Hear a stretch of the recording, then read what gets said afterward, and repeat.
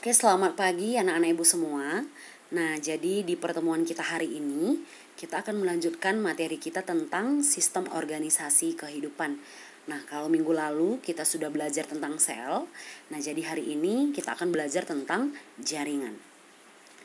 Oke, nah jaringan. Nah, jaringan adalah sekumpulan sel yang mempunyai bentuk dan fungsi yang sama. Nah, seperti yang udah Ibu jelaskan bahwasanya kumpulan dari sel ini yang memiliki bentuk dan fungsi yang sama akan membentuk yang namanya jaringan. Nah, jaringan dibagi menjadi dua, yaitu jaringan tumbuhan dan jaringan hewan. Nah, yang pertama kita bahas adalah jaringan tumbuhan. Nah, jaringan tumbuhan ini terdiri dari dua jenis, yaitu jaringan meristem dan jaringan permanen. Oke, nah yang pertama itu jaringan meristem. Nah, kalau dia jaringan meristem merupakan kumpulan sel yang aktif membelah. Nah, jaringan meristem ini terdiri dari dua jenis, yaitu meristem primer dan meristem sekunder. Nah, kalau dia jaringan meristem primer, ya, dia yang menyebabkan pertambahan tinggi pada batang. Nah, kenapa kalau misalnya kamu lihat tumbuhan itu bisa bertambah tinggi gitu ya? Itu karena adanya meristem primer. Nah, jadi letak meristem primer ini terletak pada ujung batang dan ujung akar. Oke, kemudian yang kedua meristem sekunder.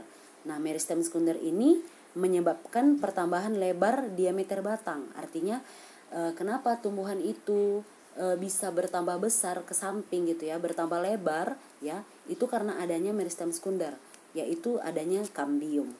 Nah, oke. Nah, yang kedua kita bahas adalah jaringan permanen. Nah, jaringan permanen ini merupakan kumpulan sel yang sudah tidak aktif membelah. Tadi kalau dia meristem yang aktif membelah, kalau dia permanen kumpulan sel yang tidak aktif membelah. Nah, jaringan permanen ini terdiri dari 4 macam. Yang pertama itu ada namanya jaringan epidermis. Epi itu artinya di luar ya. Nah, jadi jaringan epidermis ini merupakan jaringan paling luar dari tubuh tumbuhan atau jaringan yang menutupi atau melapisi permukaan tubuh tumbuhan itu sendiri. Nah, jadi karena dia berada di paling luar, makanya dia berfungsi sebagai pelindung jaringan yang berada di sebelah dalamnya. Oke. Nah, kemudian yang kedua itu jaringan dasar atau parenkim ya, atau parenkima. Nah, kenapa disebut sebagai jaringan dasar? Karena dia merupakan penopang jaringan lain gitu. Nah, kalau dia pada daun, jaringan parenkim ini dia terdiri nanti jaringan palisade dan bunga karang. Nah, jaringan palisade dan bunga karang ini nanti berfungsi sebagai tempat fotosintesis. Kemudian kalau dia pada batang dan akar, jaringan parenkim ini berfungsi sebagai tempat cadangan makanan. Nah, ini merupakan gambar jaringan daun ya. Nah, jadi kalau jaringan itu tidak bisa kita lihat secara mata langsung gitu. Dia seperti sel, kita harus mengamatinya dengan menggunakan mikroskop. Nah, jadi ini merupakan gambar penampang melintang dari jaringan daun. Nah, ini epidermis ya, seperti yang Bu bilang tadi, dia berada di sebelah luar. Nah, ini paling atas ya, di sebelah bagian atas, kemudian bagian daun sebelah bagian bawah. Kemudian ada parenkim palisade ya, yang ini. Kemudian ada parenkim spons. Yang hijau ini adalah yang namanya klorofil. Nah, itu adalah jaringan parenkim. Oke. Nah, klorofil tadi berfungsi sebagai tempat terjadinya fotosintesis. Oke, kita lanjut ya. Yang ketiga itu ada namanya jaringan penguat atau penyokong. Nah, terdiri dari dua jenis, yaitu kolenkim dan sklerenkim. Nah, kalau dia kolenkim ya, jaringan penguat yang bersifat sementara. Artinya selama tumbuhan masih muda ya, jaringan penguat yang berfungsi itu adalah kolenkim. Nah, kemudian jaringan kolenkim ini ya, dia mengalami penebalan dinding yang tidak merata. Artinya dia penebalan dindingnya masih tipis. Nah, kemudian kalau dia sklerenkim merupakan jaringan penguat yang bersifat permanen ya. Nah, nanti kalau misalnya suatu tumbuhan dia sudah mengalami yang namanya penuaan, makanya jaringan penguat yang berfungsi di sini adalah si sklerenkim. Artinya kolenkim ini digantikan sama yang namanya si sklerenkim.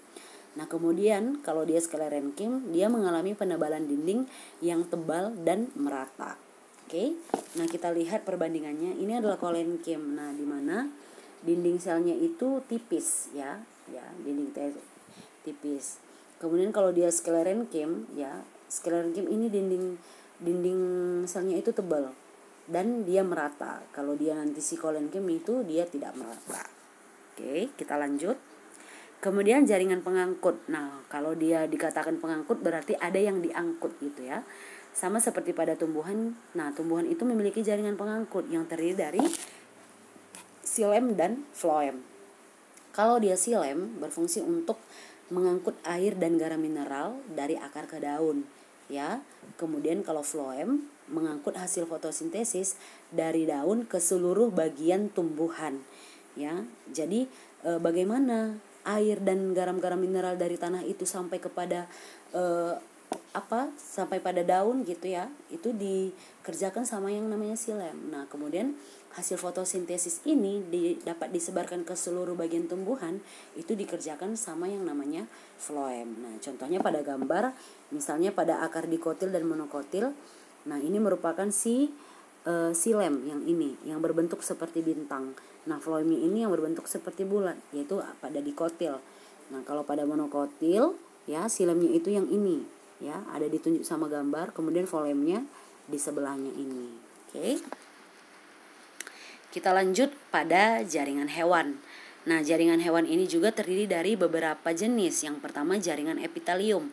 Nah, epi artinya di atas. Nah, jadi jaringan epitelium ini melapisi seluruh permukaan dalam dan luar dari tubuh dan organ tubuh dan berfungsi sebagai pelindung. Nah, jaringan epitelium ini sama halnya seperti jaringan epidermis pada tumbuhan. Kalau pada tumbuhan itu namanya epidermis, sedangkan kalau pada hewan itu namanya epitelium.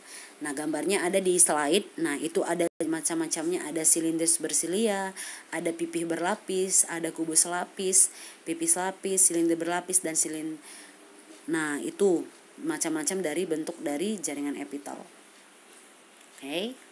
Kemudian ada namanya jaringan otot. Nah, otot itu kalau dalam bahasa sehari-hari itu adalah daging. Nah, semua daging yang ada pada tubuh kamu itu dalam biologi itu namanya otot. Nah, jadi jaringan otot ini berfungsi sebagai alat gerak aktif. Nah, kenapa kamu bisa bergerak ya? Karena kamu memiliki yang namanya otot. Nah, jaringan otot itu sendiri terdiri dari 3 jenis ya, seperti yang terlihat pada gambar. Ada otot polos, ada otot lurik, dan otot jantung. Nah, kalau dia otot polos, inti selnya itu berjumlah 1 ya. Ini berjumlah 1. Kemudian dia letaknya di tengah. Nah, kemudian nanti ujung ototnya ini dia nanti bersifat runcing ya. Di sini bersifat runcing. Nah, otot polos ini terdapat di dalam, misalnya di dalam organ pencernaan. Nah, misalnya nanti terdapat pada usus, lambung gitu. Kemudian terdapat juga pada misalnya ginjal, hati gitu. Itu terdapat namanya otot polos. Nah, kemudian otot lurik. Nah, kalau dia otot lurik berbentuk memanjang ya, bisa kamu lihat berbentuknya memanjang dan dia tidak runcing. Kemudian inti selnya ini banyak, tetapi dia terletak di tepi ya, di pinggir. Nah, ini. Oke. Kemudian kalau dia otot lurik atau otot rangka ini terletak di rangka kita ya, makanya namanya otot lurik atau rangka. Kemudian kalau dia otot jantung, dia berbentuk memanjang, silindris memanjang, tetapi dia ada cabang gitu. Nah, itu ciri khas dari otot jantung, memiliki cabang. Kemudian dia memiliki banyak inti sel, tetapi letaknya di tengah ya, bisa kamu lihat ini. Ya, otot jantung itu terletak di jantung. Nah, otot jantung itu berfungsi untuk memompa jantung ya. Untuk memompa jantung itu kan biar dia boleh mengedarkan darah atau memompa darah ke seluruh tubuh kita. Oke. Yang ketiga adalah jaringan saraf. Nah, jaringan saraf tersusun dari sel-sel saraf atau namanya neuron yang berfungsi untuk menerima dan mengirimkan rangsangan. Nah, jadi bentuk sel saraf itu dalam tubuh kita ini seperti yang ada pada gambar yang Ibu tampilkan. Nah, jadi kenapa kita bisa merasakan sakit, kita bisa merasakan dingin, kemudian kita bisa merasakan bau, pedas, ya, ada asam, ya, semua itu karena adanya jaringan saraf dalam tubuh kita. Kemudian misalnya kamu dipukul teman kamu merasakan sakit. Itu kenapa bisa terjadi? Karena kamu memiliki yang namanya jaringan saraf. Oke. Yang keempat adalah jaringan penyokong. Nah, namanya penyokong berarti berfungsi untuk menopang tubuh. Nah, jaringan penyokong ini terdiri yang pertama adalah jaringan ikat. Nah, jaringan ikat berfungsi untuk mengikat jaringan lain agar tetap pada tempatnya. Ya, ibaratnya seperti tali gitu ya, dia mengikat. Nah, contohnya ligamen. Nah, ligamen ini menghubungkan tulang dengan tulang ya. Tulang kita yang satu dengan tulang yang lainnya supaya tidak terpisah diikat sama yang namanya ligamen. Kemudian tendon. Nah, tendon ini menghubungkan otot dengan tulang atau menghubungkan daging kita dengan tulang. Kenapa bisa melekat? Karena adanya tendon. Nah, kemudian yang kedua adalah jaringan tulang rawan. Nah, jaringan tulang rawan ini tersusun dari sel-sel tulang rawan. Nah, contohnya terdapat pada tulang daun telinga, tulang daun hidung, ya. Itu adalah jaringan tulang rawan. Kemudian jaringan tulang keras ya, tersusun dari sel-sel tulang bersifat keras dan kaku. Nah, ini hampir semua terdapat di dalam tubuh kita. Contohnya pada tulang lengan, tulang dada, tulang betis, tulang belakang, ya, tulang tempurung kepala, ya. Itu semua adalah jaringan tulang keras. Kemudian ada jaringan darah. Nah, jaringan darah ini terdiri atas plasma darah dan sel-sel darah, ya. Sel darah kita ini terdiri dari 3 jenis. Ada namanya sel darah merah, eritrosit, ada sel darah putih, leukosit, kemudian ada keping darah, trombosit ya. Nah, kalau sel darah merah ini berfungsi untuk mengangkut oksigen dan karbon dioksida di dalam tubuh kita. Nah, kemudian kalau sel darah putih itu berfungsi sebagai sistem imunitas atau pertahanan tubuh gitu. Nah, kalau dia keping darah atau trombosit, dia berfungsi dalam pembekuan darah. Nah, contohnya ketika tangan kamu terluka, ya, kenapa pada akhirnya ketika tangan kita terluka lama-kelamaan darah kita tidak menetes lagi? Karena di dalam darah kita ada yang namanya keping darah, ya. Dia berfungsi untuk pembekuan darah, ya. Kemudian yang kelima, jaringan limfa. Nah, jaringan limfa ini berfungsi untuk mengangkut lemak dan berfungsi juga sebagai pertahanan tubuh. Oke. Nah, ini merupakan gambar dari jaringan tulang ya. Bisa kamu lihat di gambar jaringan tulang. Kemudian ini ada namanya jaringan darah.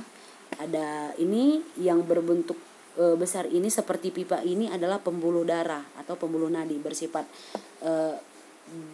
bentuknya seperti selang atau pipa. Nah, di dalam pembuluh nadi ini, nah ada yang namanya sel darah putih, ya bisa kamu lihat di gambar ada trombosit, kemudian ada sel darah merah. Nah, kemudian ini gambar dari jaringan limfa. Nah, jaringan limfa itu yang berwarna hijau dalam gambar ini, gitu ya. Ini merupakan gambarnya. Oke, nah jadi sekian pembahasan kita tentang jaringan. Ya, semoga anak-anak ibu mengerti.